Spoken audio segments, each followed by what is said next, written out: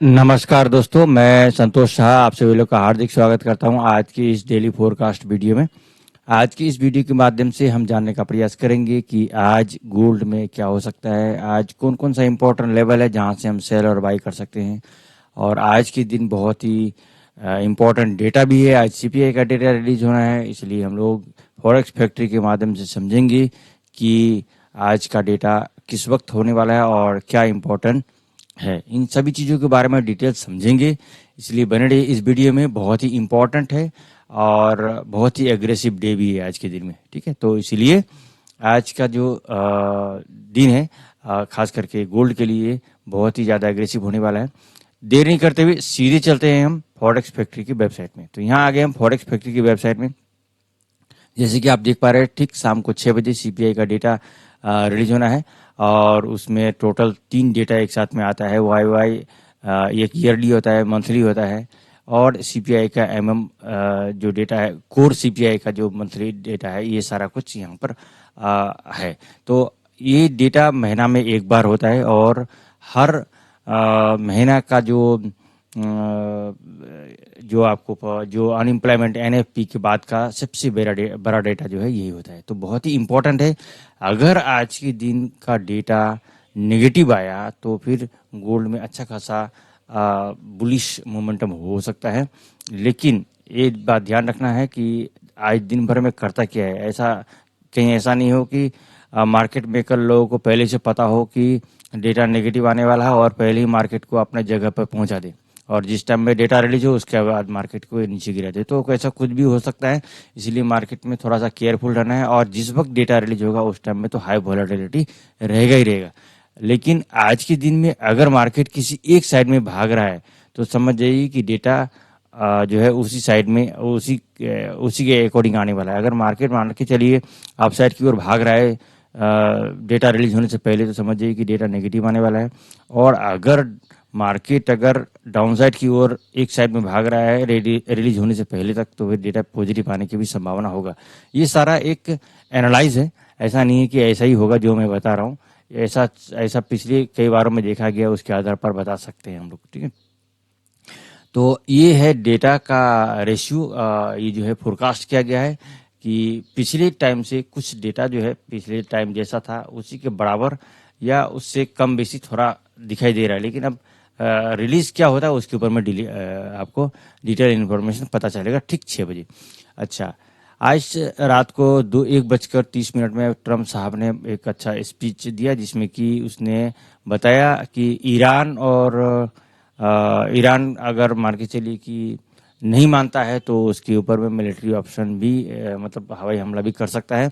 और चाइना के ऊपर में टैरिफ वार के ऊपर में भी चर्चा किया उसने। तो ये एक इम्पॉर्टेंट रहा जिसकी वजह से थोड़ा सा मार्केट वोलेटिलिटी रहा और मार्केट फिर अपना अपना उसी स्थिति में है जिस स्थिति में पहले था।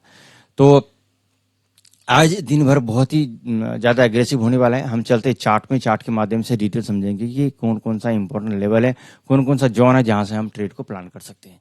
हम आगे हैं यहाँ पर डेली का चार्ट पे। तो डेली का चार्ट के हिसाब से आज जो कैंडल का क्लोजिंग हुआ है, एक इनडिसीजन कैंडल हुआ है जो कि एक डोजी कैंडल है, और वो अपने आप में कोई डिसीजन नहीं दे सकता है जब तक उसके बाद वाला कैंडल कुछ डिसीजन नहीं बनाता है। तो आज मार्केट जो है किसी भी एक साइड में जो है डेटा से पहले आपको भाग सकता है या तो फिर रेंज बाउंड हो सकता है। तो अब यहाँ पर कौन कौन सा एरिया इंपॉर्टेंट है उसके बारे में हम बता देते हैं। अगर हम बात करेंगे तो ये जो 65 वाला एरिया है, 3365 वाला एरिया, इसको ब्रेक करने से फिर ये अपसाइड की ओर जाने का प्रयास करेगा। और नीचे में है आपको 3288, अगर इसको ब्रेक करेगा तो ये डाउन साइड की ओर जाने का प्रयास करेगा। तो सीपीआई डेटा के टाइम में देखना है कि कौन सा साइड को ब्रेक करता है, या दिन में ही ये किसी एक साइड को ब्रेक करता है। और इसके अंदर में अगर रेंज बाउंड करेगा तो समझ जाइए कि किसी एक साइड को ब्रेक करेगा। ये चीज़ ध्यान रखना पड़ेगा। अगर अपसाइड को ब्रेक करता है तो अपर का लेवल आपको पता होना चाहिए कि अपर कहाँ कहाँ तक जा सकता है। ये आपको 2424 और 35 एक इम्पोर्टेंट जगह है, इसको तो ब्रेक कर देगा अगर आएगा तो सीपीआई डेटा के सामने में, और फिर न्यू ऑल टाइम हाई के लिए चलेगा।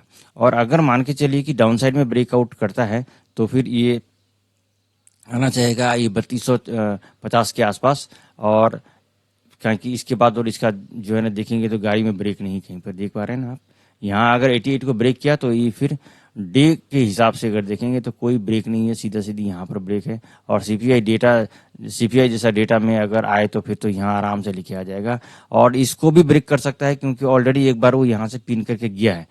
तो फिर ये बात करेंगे इसके बारे में, इस लेवल के बारे में, 3200 के लेवल के बारे में बात कर सकते हैं। अगर डाउन साइड में ब्रेकआउट करता है तो नीचे में एक बहुत ही स्ट्रांग डिमांड जोन है 3177 और 3150 के बीच में, इतना दूर तक भी आ सकता है, कहना मुश्किल है, सीपीआई डेटा में कुछ भी होता है। तो ये सारा लेवल पता होना चाहिए कि अगर किसी एक लेवल को ब्रेक करता है तो मार्केट कहाँ जा सकता है। अगर आप कहीं फंस रहे हैं तो आप उसी टाइम में डिसाइड कर सकते हैं, जो आपके लिए फायदा हो सकता है।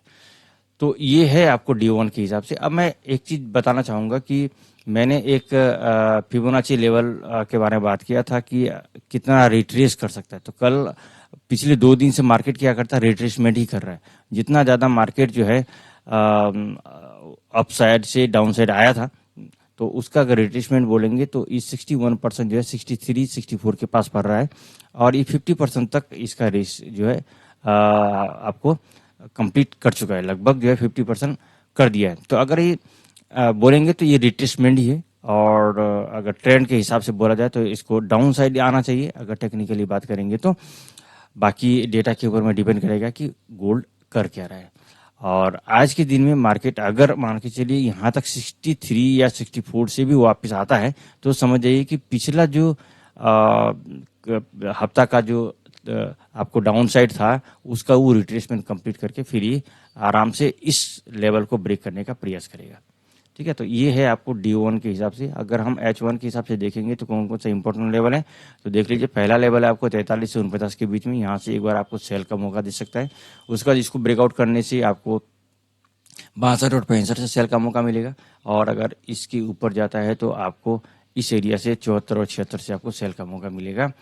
हर बार जो भी एक लेवल ब्रेक करता है तो उस लेवल को ब्रेक करने के बाद अगला लेवल तक हमें, अगर आप अप साइड जा रहा है तो अगला लेवल तक बाय करना है, और डाउन साइड जा रहा है तो फिर अगला लेवल तक सेल करना है। तो इस लेवल इस जगह पे आएगा तो एक बार तो हम यहाँ से सेल लेंगे, ब्रेकआउट करके ऊपर चला जाता है, क्लोजिंग करता है ऊपर में, और फिर रिट्रेस करके ऊपर जाना लगता है तो फिर हमें बाय करना है। तो इस प्रकार से प्लानिंग करना पड़ेगा।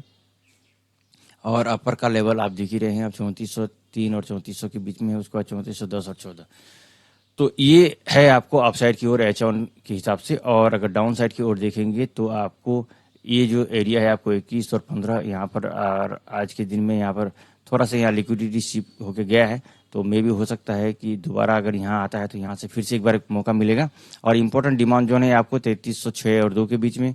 बाय स्कैल्पिंग आपको जोन है आपको 92 3296 से 92 के बीच में, और इम्पोर्टेंट बाइंग जोन है आपको 3276 और 72 के बीच में। ठीक है, और ये तो ये सब एरिया अभी बहुत सारा बाकी है जो कि अभी आया नहीं बहुत दिनों से मार्केट। तो अब यहाँ पर देखना, यहाँ पर एक जो है गैप भी है, इस गैप को भी पूरा करने के लिए मार्केट आ सकता है। ठीक है, तो ये देखना पड़ेगा कि मार्केट उस टाइम में किस ओर मूव करता है, और दिन भर में के अंदर में क्या अपनाता है, रेंज बाउंड रहता है या किसी एक डायरेक्शन में जाता है। हम M15 के हिसाब से देखेंगे तो देखिए आपको एक ट्रेंड लाइन मैंने यहाँ पर बनाया है। इस ट्रेंड लाइन को रात में भी इसको फॉलो किया है, और इसको ब्रेकआउट करने के बाद मार्केट यहाँ तक आया, और उसके बाद फिर दोबारा से इस ट्रेंड लाइन को इज्जत किया, और वहाँ से फिर से डाउन साइड आया, और उसके बाद फिर से जो है अभी थोड़ा देर पहले जब मैं वीडियो रिकॉर्ड कर रहा हूँ यहाँ से भी जो है मार्केट ने इसका इज्जत किया है, और यहाँ इस बार हो सकता है फिर से यहाँ पर आए, ऐसा हो सकता है कि इस बार इसको ब्रेक भी करे। तो ये सब कुछ ध्यान देना पड़ेगा। और आप कहाँ कौन कौन सा जोन है जहाँ से आप सेलिंग को प्रीफर कर सकते हैं, बाइंग को प्रीफर कर सकते हैं, ये जोन मैंने निकाल दिया जिसके आधार पर आप प्लान कर सकते हैं। तो ये हो गया आपको जो जिस प्रकार से H1 में है उसी हिसाब से M15 में भी है। यहाँ पर थोड़ा सा लेवल ज़्यादा हो सकता है M15 में, और बाकी H1 में थोड़ा सा कम होता है क्योंकि वो बड़ा टाइम फ्रेम है। तो यहाँ पर लगभग सेम ही है आज के हिसाब से देखेंगे तो, क्योंकि आज बड़ा डेटा है तो उसी हिसाब से, और क्या कि जोन जो बनेगा तो, और स्वाभाविक सी बात है H1 और M15 में लगभग सेम बनता है, लेकिन यहाँ पर एक ट्रेंड लाइन का सहारा मिला जिसके हिसाब से हम प्लान कर सकते हैं कि ये यहाँ से हमारा रिजेक्शन मिल रहा है। ठीक है, और H1 के हिसाब से भी यहाँ पर आप एक रेजिस्टेंस बना सकते हैं। तो ये है जानकारी जिसके आधार पर आप प्लान कर सकते हैं, और आज का जो है आप एनालाइज कर सकते हैं कि हम गोल्ड में कहाँ से सेल और बाय कर सकते हैं। हम DXY को समझने का प्रयास करते हैं, तो DXY जो है अभी भी एक छोटा सा पार्टिकुलर एरिया में ही ये घूम रहा है 2-3 दिन से। 1 2 3 4 5 6 7 दिन से देखेंगे तो इस जगह है।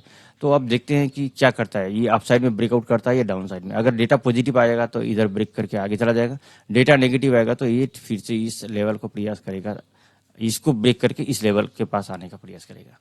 हम चलते हैं H1 का चार्ट में, तो H1 के हिसाब से देखिए DXY अभी इस एरिया में रेंज बाउंड कर रहा है कल से। तो आज के दिन में डेटा रिलीज होने की बात या पहले भी ये दोनों एक एरिया को अगर ब्रेक करता है तो ठीक है, और अगर डेटा के बाद तो किसी एक एरिया को ब्रेक करना चाहिए और दिन भर में इसी एरिया के बीच में रेंज बाउंड करना चाहिए मेरे हिसाब से। ठीक है, अभी तक का जो सिनारियो देख रहे हो उसके हिसाब से बता पा रहे हैं। तो ये है जोन जहाँ पर कि आप प्लान कर सकते हैं कहाँ से हम सेल और बाय कर सकते हैं DXY को। तो मैं उम्मीद करता हूं कि ये जानकारी कुछ हद तक आप लोगों को फायदा करेगा और आप इसके आधार पर डिसीजन कर सकते हैं। तो दोस्तों, ये जो वीडियो है हमारा बनाने का उद्देश्य है एजुकेशन पर्पज, जिससे कि आप सीख सके और जानकारी ले सके कि कहाँ कहाँ से हम सेलिंग और बाई को प्रिपेयर कर सकते हैं। इसी के अकॉर्डिंग आप लाइव अकाउंट में ट्रेड नहीं करें, आप डेमो में प्रैक्टिस करें। उसके बाद जब भी आप लाइव अकाउंट में ट्रेडिंग करेंगे तो आप अपना खुद का एनालाइज जरूर करें। यहाँ तक वीडियो को देखने के लिए आप सभी लोगों को हृदय की गहराई से बहुत बहुत धन्यवाद।